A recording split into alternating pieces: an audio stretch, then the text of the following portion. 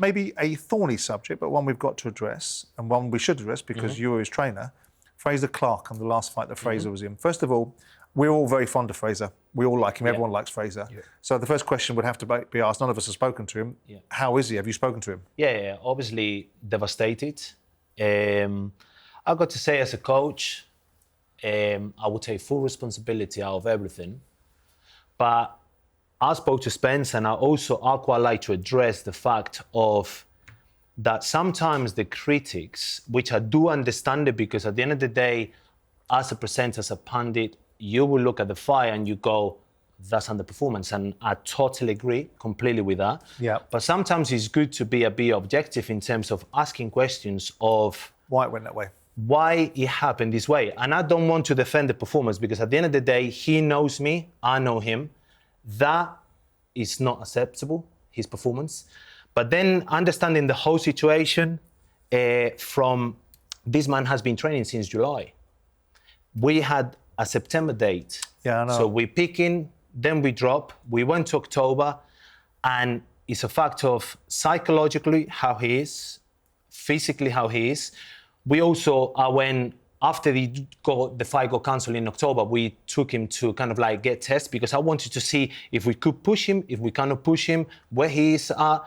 And unfortunately, 3 weeks before the fight, he also got cold. So as a trainer, personally, you might go, I don't want to go into the fight, but you also have to understand the fighter in terms of he has been 3 camps. He has been paying his sparring partners. He has been paying him being in a hotel. So basically the camp, the costs of the camp. And sometimes people has to go in the fight with injuries. Some people don't know these things. And I'm not trying to defend in here.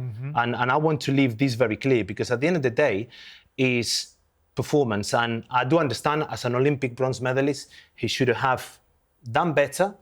I believe he would have done better in October. But looking at the fight, he started pretty well. And maybe it's one of these things that went through the camp, he got there, and the body is just go, I'm done. The reason why I was telling him to stay close to him, because he just basically had not the energy.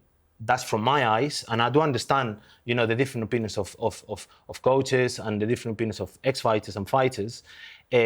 For me, this fighter cannot maintain range, cannot maintain to do any other sort of things, because he just had... As early in the fight as it happened? As early as the fight as it happened? Pretty much from round 4 or 5 round, I think he kind of like... Even the first round, if you look the way he was breathing, I just knew, ooh, boy. This is why you like getting people on to explain things, because it makes so much sense and it all clicks into place. And this is what I was saying. My criticisms are always of what we see now. I'm glad you've just said it wasn't a good performance, because that's what I was saying on the night, and I felt tactically he was getting it wrong by staying too close to him. Jeamie TKV is from a wrestling background. He's strong. He's so strong inside. Very good on physically, like again, same as Ruiz. Don't let that physique fool you. He is a fit, strong man, and he can fight. And I felt Frazer was playing into his hands by not forcing the pace, because he was very successful early on, and he started off really well and had a good pace. He did get caught, and that does take it out here as well. He got caught by TKV. There was a lot of body shots going in from both fighters, a couple low as well. And I've just felt tactically towards the second half of the fight, that was my issue with it. He was fighting the wrong fight for him, as in he could have made it so much easier. But one explanation like that exactly just breaks it all and explains it to you easy. He didn't have the energy to do the stuff. Have you ever overtrained before? I've overtrained for a fight before. And you go back to the beginning. As in, like, you go, like, but because you're chasing it, you're thinking, why am I getting tired? Why am I feeling so tired? You're doing the runs. That makes loads of Spence as well. Absolutely, that's Spence as well. Spence, we didn't know that he'd overtrained. I spoke to Angel about this, and I said to him, listen, look, he rang me up about it. He said, what do you think? And I said, look, the game plan should have been long. This kid's a wrestler. He's tough. He's inside. Spence, he couldn't do that. And then, same explanation. When he said to me, overtrain, I went, I get it. Because, like, then you're just fighting on instinct and nothing else, showing character by hanging in there. And that was pretty much evident, I think. Yeah. I mean, it was interesting to watch them, because they were in the studio with me. And Frazer was very calm and collected, and Jeamie was not.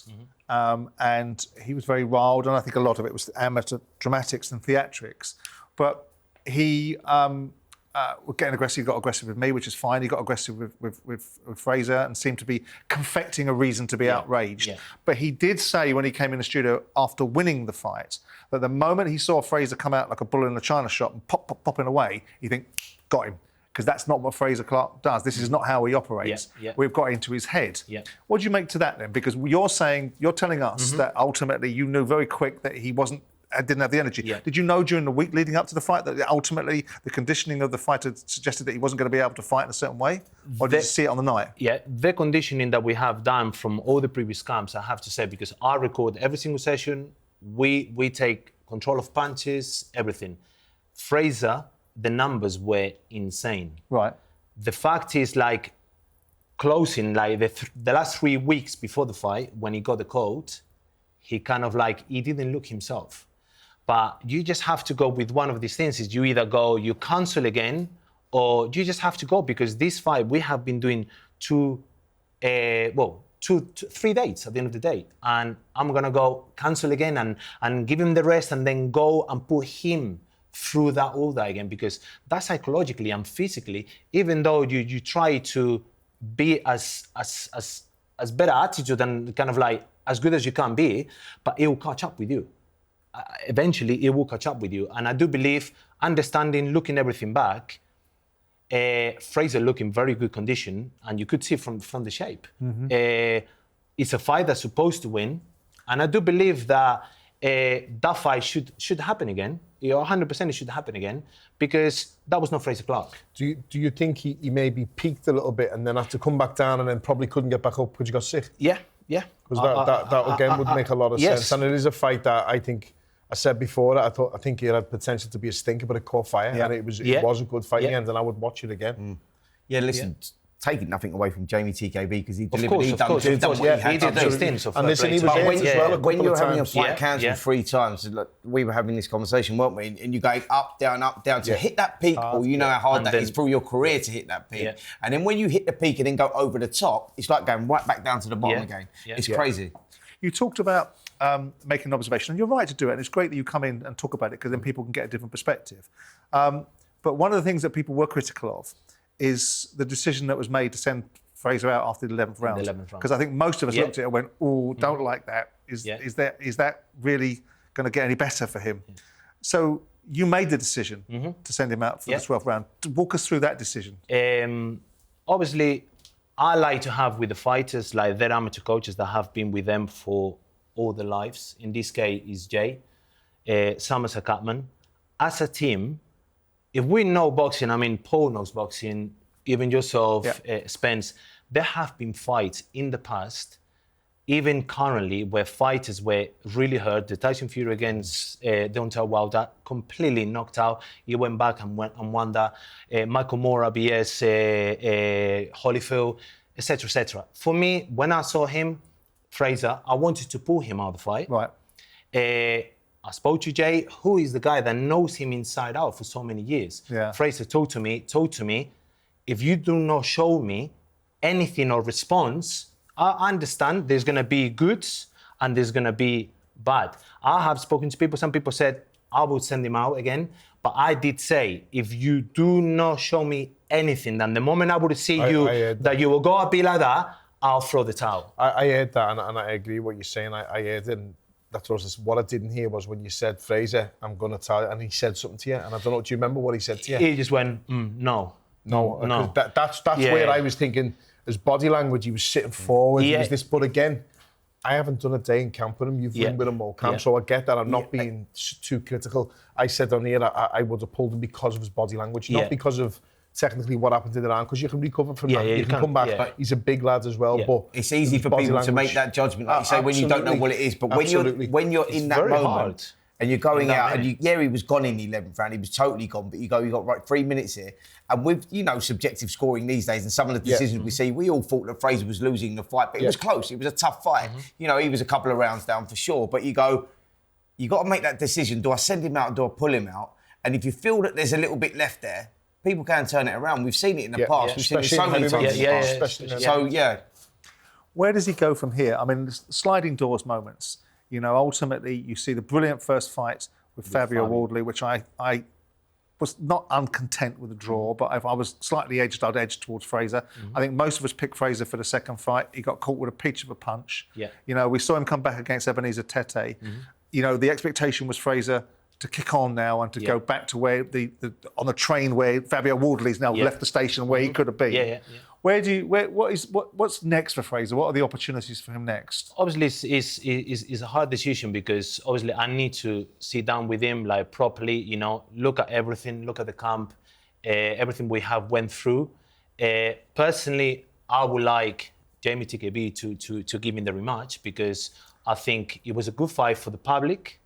But why would he want to do that? I mean, ultimately, he's won a fight fair and square. There's no controversy about it. Why would Jeamie am I talking out of turn? If I'm Jeamie TKV, why would I want this fight again? No, I think it's sometimes... It's a fight for the British public. That's exactly what it is. Sometimes you get into situations where you go, if an opportunity doesn't arise, with Jeamie TKV will be looking for that opportunity. If that European title shot's not there or a bigger fight, you go, well, this fight now is worth twice the money it was the first time. It'll be tough for TKV to get fights now also. Yeah. I think, like, who else is TKV going to fight? That's what I'm saying. That's what I'm saying. And there's more value in the fight. There's more commercial value in the fight now anyway. Yeah. I mean, how disappointing. I mean, you've been with him since the beginning of his professional time at Boxer, since 2021.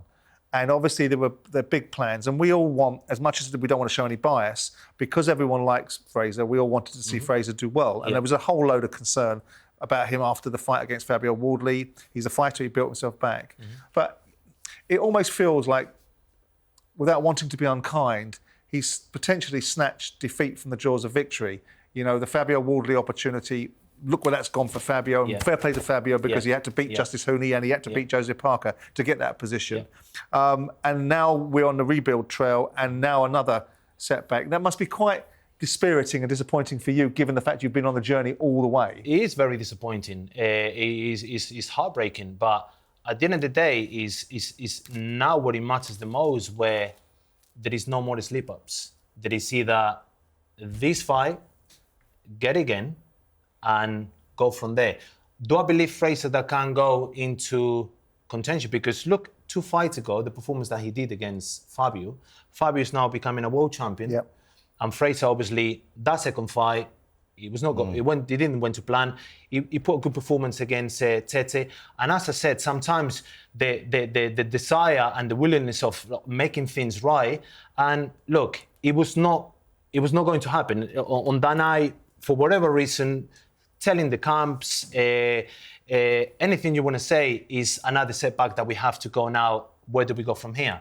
At the end of the day, if it's not TKB, it's somebody else. And then let's get to see what happens after that. It's also rebuilding him psychologically is obviously a bit heartbroken, but he knows himself, his capabilities. That's the thing. It's not kind of like you knocking his confidence out because of that performance. He knows that he underperformed on that fight. Do you find yourself in a position now, as a team, with Frazer as well, making that decision, but do you find yourself in that position now where you just take the opportunity? Like, so it's not about so much a rebuild now because he's had his knockouts in his career and he's at that stage of his career. You go, if there's an opportunity that comes up against a bigger name and he will be considered the underdog, do you find yourself in that position?